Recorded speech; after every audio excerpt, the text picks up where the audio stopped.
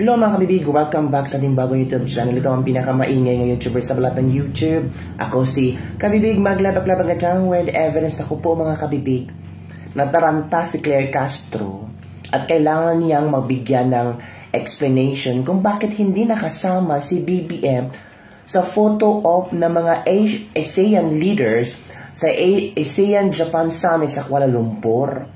Alam niyo ba kung ano ang rason ni Claire Castro? Nung nangyari po iyan, yung kanilang photo ops ay nasa extended bilateral meeting pa po ang Pangulo with the UN. Hala! So it means hindi hinintay si BBM na mga ASEAN leaders. Walang pakialam ang mga ASEAN leaders kay BBM, kaya tinuloy na lang nila yung photo ops. Kasi kung if they respect BBM, if talagang naniniwala sila sa kakayahan ni BBM, kung talagang may magandang maiduduhulot ang Pilipinas sa ASEAN, edi dapat, at respeto man lang, edi dapat hinintay na si BBM. Maybe one of these leaders will say, oh, the Philippines president is not yet here, so we will not have the photo op. Pero bakit?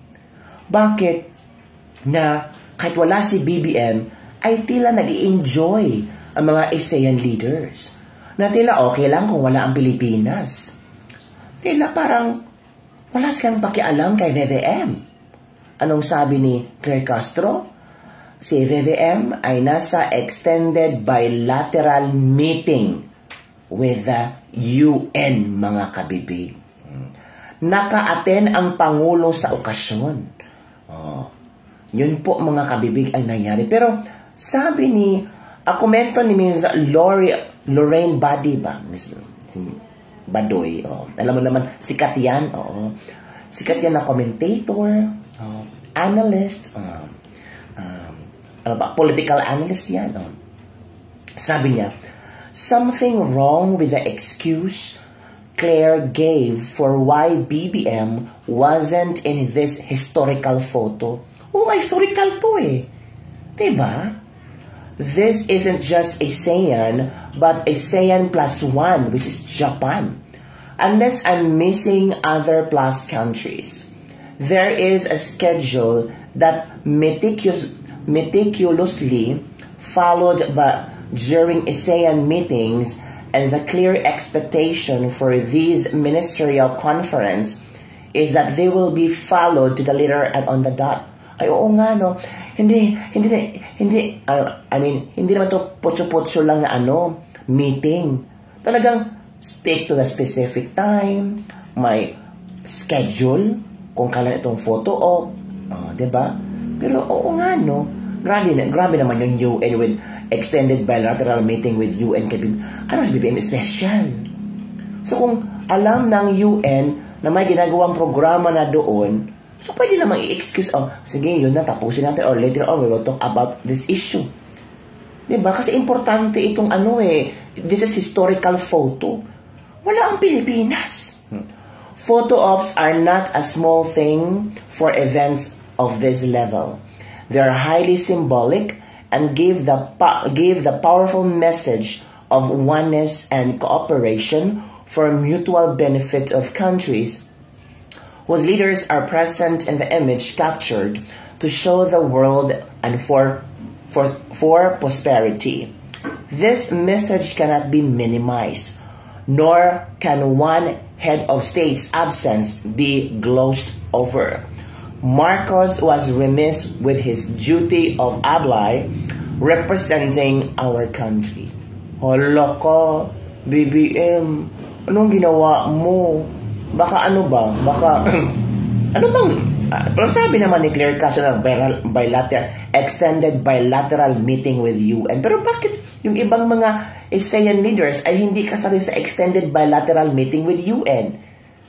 Diba? So dapat one for all for one, unity eh.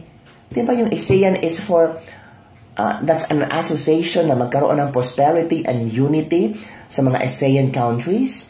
Bakit si BBM ay may special ba yan? Yung extended bilateral... Ano ba naman yan? Diba? Nasa meeting daw. Diba ginagawa yan pagkatapos ng meeting, sabay uwian na? Hello? hindi nakasama sa photo ops dahil may something meeting nga, extended meeting, sabi ni Claire Castro. Naalala ko kay PRRD nung laging kasama SFA niya or so laging may proxy sa photo ops kung may bilateral meet sa iba. So may makikita ka minsan nandun si Yasay, Cayetano or Luxin sa photo ops. Oh, may punto din itong si AG Sanchez. Sabi ni Junel Modeo Butil, Ghost President. Hala, sabog pa yata nung photo ops. Huy, kayo ano mga sinasabi niyo dyan, wag ganyan. Di ba if President if not available, they usually send the DFA Secretary to attend on the behalf? Oo nga, no. Pwede naman, diba? Galit kay DFA at nabuljak sila sa kidnapping ni PRRD. Ay, oo. Bilateral, two sides with the UN. Who of the UN? Oh. Yung may isa sa batch nyo na iniintay nyo, wala tapos saka kayo mag-group picture kasi di nyo siya ka-vibes. Nag-follow up lang daw sana, pero nag-picture-picture na agad daw. Especially if we take into consideration that Philippines is the next host country. Diba? Oo nga, no? So, dapat, dapat, sabihin dito, respeto tayo kasi ang Pilipinas ang susunod na host country. So, kailangan natin kasama ang Pilipinas dito. Diba? Tama. It diminishes our visibility, weakens our presence, and raises questions about our seriousness in regional affairs. Excuses cannot erase the fact that representation is duty. When a leader fails to stand with peers in these defining moments, it is not just a missed photo. It is a missed opportunity to affirm our place in the community of nations. Marcos was remiss, and the absence cannot be glozed over. Oh. Maybe is that important to the ASEAN? Sabi ni Filimar Palmihar. Pwede ba yun? Did it ever happen? Ever, Auntie Claire? Nahihirapan na si Auntie Claire na ipagtanggol sa VVM. Ang hirap mong ipagtanggol VVM. Nasaan ka ba? Kaya hindi nakarating baka sumagot. Uy, grabe naman yun. Kahit yung Philippine flag doesn't have. Is the Philippines still a member of ASEAN? Ay, oo nga, no. Wala yung flag ng Pilipinas sa photo. Hala ka, mga kabibig. What is the meaning of this? Parang parang iba ang pakiramdam ng mga tao ngayon. Diba? Kayo kabibig, ano ang iyong reaction dito? Si Miss Lauren Baday, I'm conflicted. On one hand, I'm pissed that BBN couldn't be bothered to attend this high priority photo session. He had one thing to do and failed to get it done. On the other hand, I'm quite relieved that he didn't show up. Who wants to be represented by a drug addict? Hello? Hala, grabe naman si Lori Body. Uy, mga comment. Baka addict daw. Kaya nga, follicle test na yan para magkaalaman talaga. Agree, mas nakakahiya pag nandyan siya sa photo op. Yung invited ka, pero ayaw naman talaga nilang i-invite ka, kaya masaya sila ng photo op pag alis mo, charot. Nag-break muna si BBM, bumanat saglit, kaya pagbalik, tapos na ang photoshoot. Anong binanat? Na-ghost tuloy si BBM. Ghost nga, di ba? Palaging kinausap ang ghost. Baka nakalimutan niya ang schedule na sobrang kausap niya sa mga ghost. Grabe naman. Malapit na nga kasi ang November, baka dinalaw siya naman ghost. Huy, ano ba naman kayo dyan? So yun, kabibig ang ating latest lebag-lebag for today. Ano ang inyong opinion hinggil dito na historical photo session with ASEAN leaders together with Japan Prime Minister, pero wala doon si BBM. I don't know kung siya lang ba ang absent doon or meron pang ibang ASEAN leaders na wala doon, pero sayang talaga ang opportunity, mga kapibig. And the Philippines will be the host for 2026 ng ASEAN Leader Summit. Tapos ikaw, wala doon. Sabi nga ng iba, ano ba naman yan? Parang nakakahiya naman. Alam mo naman, ang Pilipinas very competitive. So, kahit photo op lang yan, dapat merong representatives. Diba?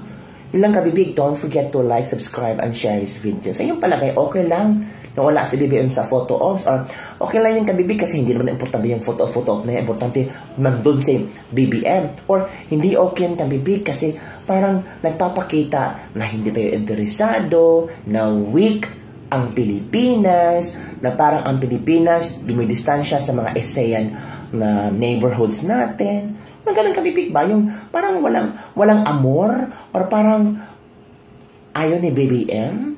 Ay, or parang pinapakita ni BBM na I can stand alone? Uy, grabe naman.